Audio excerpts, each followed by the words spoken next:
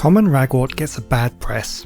It's vilified in the media, blamed for thousands of horse deaths every year, and hours are spent trying to eradicate this menace by hand pulling it up or mowing it down, not to mention the money spent in paying people to do this. But is it really that bad? Does it really cause the deaths of so many horses? And if you spot it, should you immediately try and dig it up and shoot it into the sun? Well, let's start at the beginning. What is ragwort? There are 19 species of ragwort that appear in Britain and several plants that physically resemble it. The species we're concerned with here is the common ragwort. It is a tall plant that can go up to 2 meters high and has lots of bright yellow daisy-like flowers. It has a long flowering period lasting from June to November, and over a season one plant may produce 2,000 to 2,500 yellow flowers.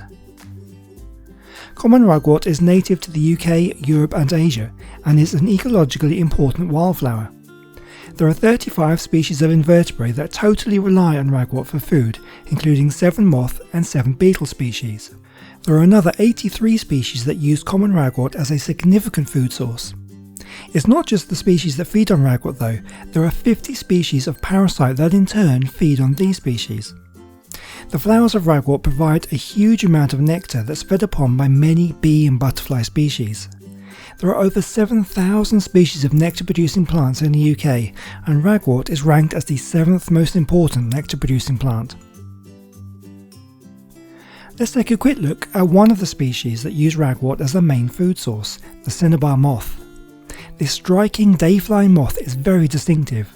The adult has a black and red coloration, and it lays its eggs on the common ragwort. These hatch out into black and orange coloured caterpillars. The coloration of the caterpillars signals that they are distasteful to eat and protect them from predators. I've counted 33 cinnabar caterpillars on this one plant alone, and another 4 on this one next to it. The cinnabar moth has declined 67% over the past 40 years, and as a result are listed as a biodiversity action species. Common ragwort is essential to the cinnabar moth, and while its caterpillars will feed on other species, only the common ragwort is large enough and common enough to support them long term. So with ragwort so seemingly important, and to my eyes at least, a visually attractive flower, why is it so hated? Like many wildflowers, ragwort is toxic. Coupled with its preference for growing in wastelands and pastures, it can become a concern with horse owners who fear their horses will eat it and subsequently die from poisoning. However, the taste is unpalatable and horses will generally leave it alone. Most cases of ragwort poisoning are due to horse neglect, for example if their grazing paddock is devoid of grass and the only thing available to eat is ragwort. This only usually happens if the horse is starving. The most common reason a horse will eat ragwort is if it's included in dried form with the horse's hay. Dried ragwort loses its bad taste and the horse is much more likely to eat it. Large amounts of ragwort need to be eaten for it to be lethal, around 5 to 25% of the animal's body weight. For humans this could be as much as 14 pounds. For horses or cattle it could be much more.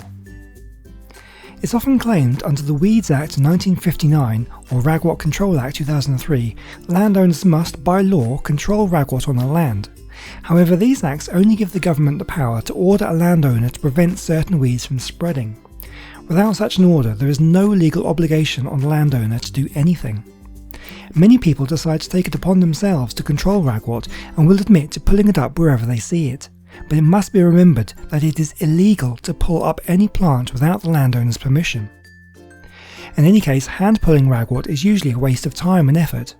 It's unlikely to kill the plant and in fact is more likely to help it spread. Ragwort will die naturally after producing seed in the autumn. If it is pulled up or mowed down before this happens, it will just grow back and keep growing back until it is able to set seed. Unless every part of the root system is dug up, ragwort will return, and probably in greater numbers, as each part of the root left in the ground will produce an entire plant. Pulling up ragwort or using herbicides to control it comes with another set of problems. As mentioned earlier, there are 19 different species and several others that resemble it.